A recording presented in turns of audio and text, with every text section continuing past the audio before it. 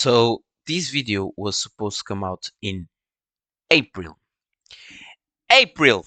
So in the past few months I've been with a lot of work, both at work and college slash university, call it whatever you like. So I don't have the time to write a video and trying to sound smart and intelligent by talking about stuff like storytelling and plot and whatever that I try to talk in the other videos. So I kinda needed a little bit of a easier video to record. And I thought first, okay, let's do a Q&A, but for that I need people to get interested in, so please subscribe. And then I thought, let's do a tier list. That's easy content.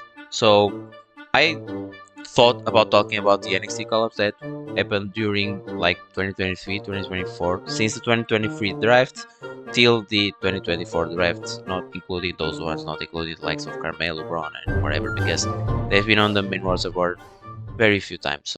アルバファイアとアイラドーン。 So the very first pick from the 2023 drafts, from NXT that is, was actually these two, which is kinda sounds weird thinking about it now, right? But I can't be talking shit. I'm recording this right before Clash at the Castle. They're having their first ever PLE there. So since they were called up to the main roster, they just lost their titles, never really talked about it, not had a rematch clause nor anything. These two could have actually like reinvented the women's tag team title scene, right? And they never were up to that. They never really got them on TV, and we are getting just right now.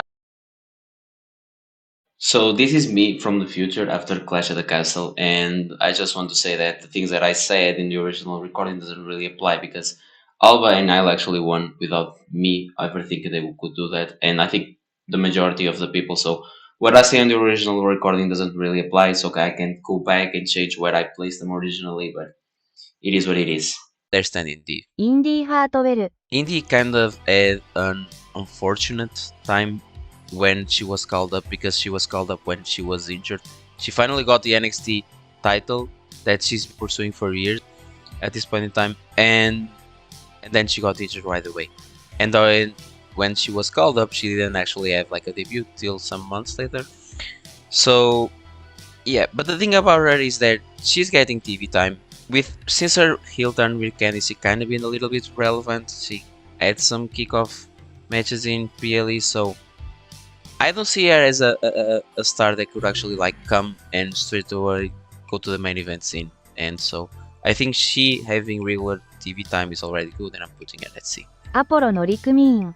So this was a dumb call-up because the thing about it is Apollo went to NXT to actually reinvent himself, and I think that when he left and when he was called up back again, he didn't have anything. Like he was the same guy, like just a guy with no gimmick at all. And the thing is, I don't think that he could have actually thrived in an environment when he doesn't actually have a gimmick. And so this was a really dumb call-up because I think he was not quote unquote ready to actually come to the main roster and do something different than he was the last time around. So as of right now, he's in the like Legado storyline as well, but I don't know if actually he's going to stay that for long, if he's not having much TV time since he was called up to Raw. Now in SmackDown again is the Legado thing, but I think it's a pretty certain E. ファンコポップヘッド JD マクドノー。 So I hope this doesn't really sound too different from the beginning of the video because I'm doing this in a different day. Because last recording my mom came in and were like, "Are you winning, son?" And I'm like, "No, mom, I'm actually recording a video for YouTube for like 14 people to see." And that was the one that actually did good. So yeah.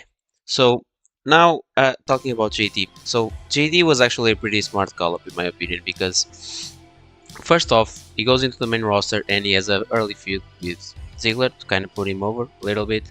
And the thing is, JD is not the type of guy like many others like Braun or Ely or Carmelo that would call up this draft that can actually go in and just be straight up in the mid card title. Like, is someone who is going to go in the lower bridges. And the thing is, this call up was very smart because they used their connection, the real life connection with Finn Balor, to actually get it Judgment Day. He might not be winning a lot, but he's very regular on TV. He's almost at every Raw, and even end up main event in War Games. So I think that call up, even though he's not winning much, is a straight up an A. ゾーイ・スターク、 So Zoe, I was very hopeful of Zoe's call up because when she was called up, she was introduced right in the middle of the Becky and Trish Stratus storyline, and so I thought, okay, they have a big plan for her, and so she kind of spent a lot of time being kind of Trish's underling, if I can say that, and when she did Trish's, then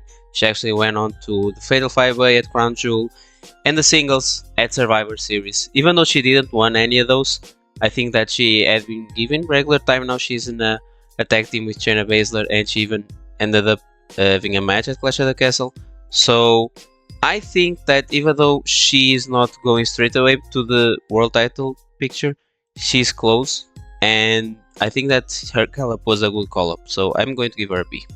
かなり致命的、 So pretty deadly. I think they actually had a good call-up overall, and they do the thing that I really appreciated was when Kit was injured, they actually managed to maintain relevance through vignettes in SmackDown, and you kind of were seeing how Kit was recovering from his injury, and that was pretty interesting. And they kind of got time on SmackDown with that.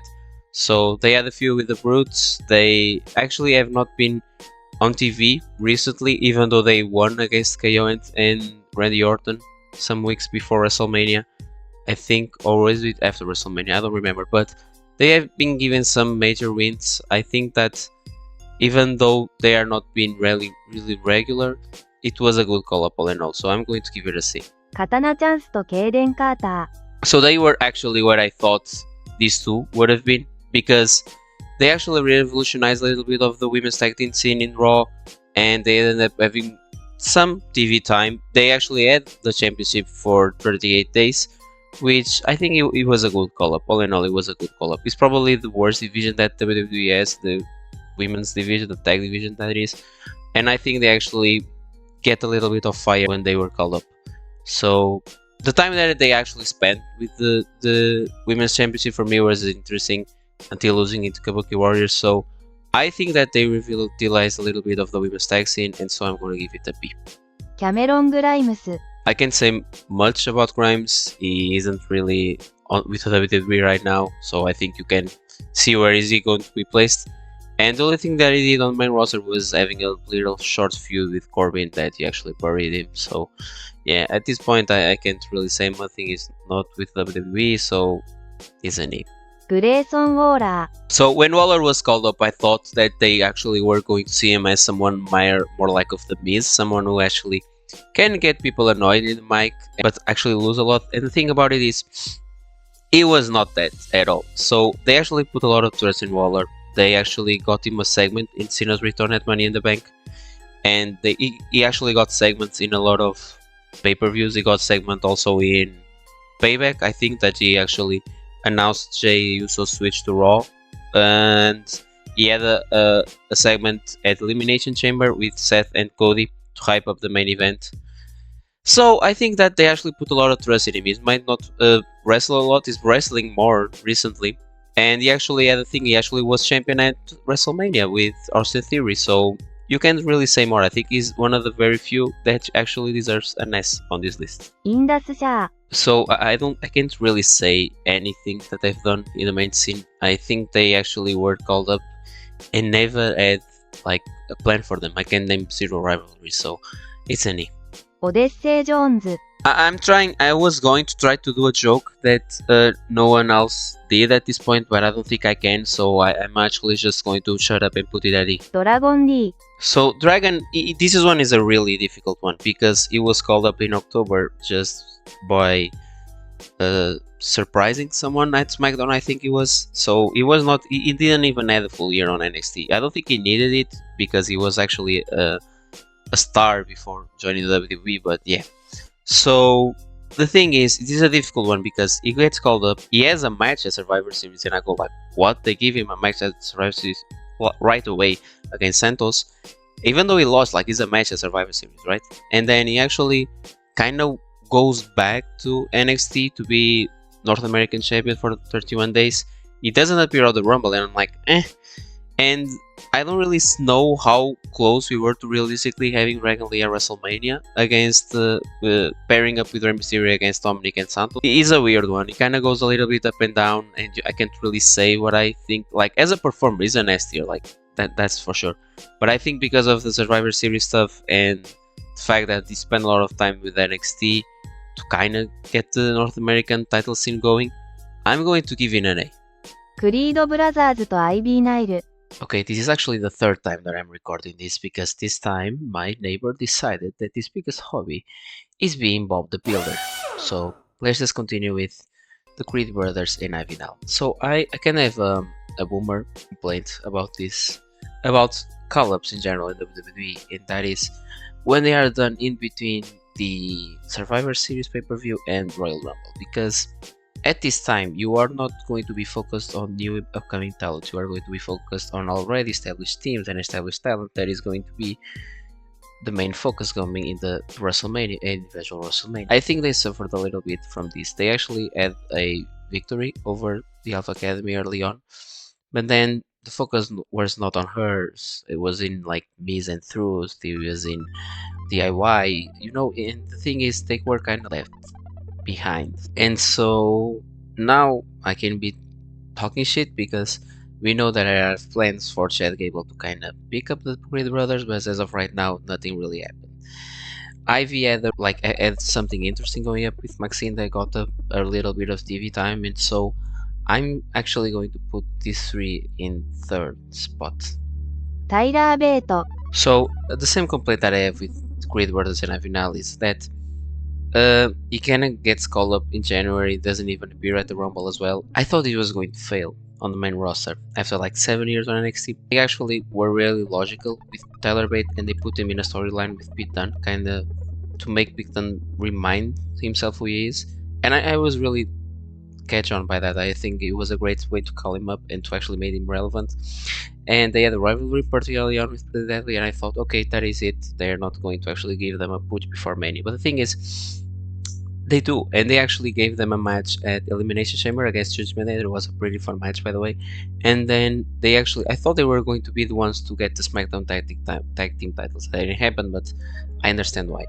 And so, yeah, I was like, okay, they got their WrestleMania moment, so this is a really good call-up with Pete Dunne. I'm just sad that they didn't actually make the draft, the main draft this year. They got like Raw, but like not in television, and I'm like, I'm actually going to stay at B. アンヘル・ガルザとウンベルト・カリージョ。 So Garza and Carrillo, I don't have much to say, honestly. I think they were only called up to kind of make a faction around Santos to make him important again, and I think they have a little bit more heelish character in theirs than Wild and Del Toro. So that was an okay call up. I understand why they called up. They were not to actually win title and all, but to actually just add to Legado and Santos Escobar presentation. So I'm going to take them as D. エレクトラ・ロペス。 And then Electra is the same thing. She isn't even wrestling, just to add on to Legado and Santos presentation. So also D. ティファニー・ストラットン。 And now come Tiffany. Like, okay, the same thing that I said with Dim and them, like the call up before Mania. I was like, why did they do this? She was called up in February after Rumble, and I'm like, okay, she isn't going to get probably his WrestleMania moment, nor she isn't going to get the stand-up delivery, and she is going to kind of get a little bit lost. But that was not the case. She got over very fast, and she actually is in the Elimination Chamber pay-per-view. And Australian folks are like cheering for her and stuff, and I'm like, okay, I didn't actually thought she was going to get so over so fast. And a lot of people complain she doesn't have a WrestleMania match. I get why she didn't have a WrestleMania match, but I'm actually like, this call-up was almost perfect. She got an Elimination Chamber, she got the best Backlash match, and also some people thought she might win, and I'm like, okay, I'm actually going to put her in this position because my take is that she is going to be the one to actually win the Money in the Bank briefcase. So just a quick note to end this all. I don't want to take your time. So this was the first time that I actually did a video without any writing behind it. I didn't actually like the outcome a lot, but I did it because of the lack of time I talked about in the beginning of the video. So, and also I will use this video to produce shorts, so I'm sorry if I'm going to spam There are boxes with a lot of shorts, but follow me also on Instagram. I'm trying to kind of get a little bit of a community there to help us go through this little phase of getting more subscribers and all, because I'm not getting a lot and the videos are not getting a lot to a lot of people. So I'm sorry, but if you could, please just hit the like button and subscribe to the channel, and have a bless of the day. What's one move in bed that makes a man go crazy every time? Oh, you gotta give him that huck and spit on that thing. You get me?